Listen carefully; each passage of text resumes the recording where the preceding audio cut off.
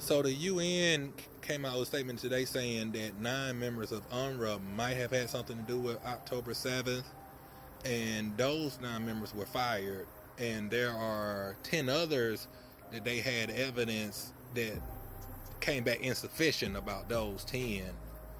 And also, they're saying that Israel has more of the evidence with them, but they're withholding it. And to me, what that suggests is that maybe Israel knows that UNRWA didn't really have anything to do with October 7th, and that's why they don't want to give the people at the UN the evidence that could completely clear those 9 people that might have had something to do with it. And to put it in perspective, there are 30,000 people in UNRWA, from what I'm understanding, and only 9 of them might have had something to do with October 7th. So to me, that would lean towards that definitely UNRWA isn't connected to Hamas, as some people have stated. But also, even if those 9 did have something to do with it, that's a small percentage of the people that work there. So it would, sorry, that was that.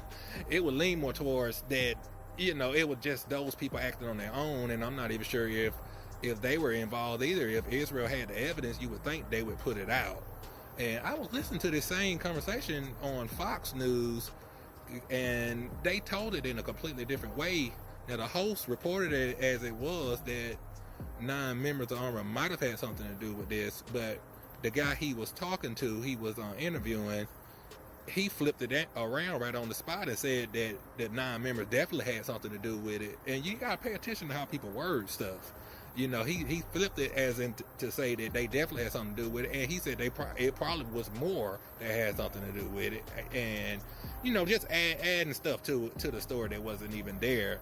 And he basically said that UNRWA and Hamas are one. So it's funny to see how these different outlets report things. I've been told that people in the United States and even in the UK, that Israel kind of, I don't know if they pay them or whatnot, but they basically have it where they'll just speak pro-Israel things and just speak on things how they see fit for them to speak on it.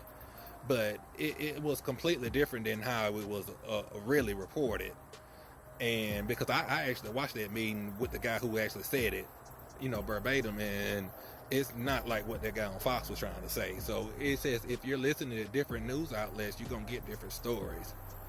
But that was basically it on that. So peace.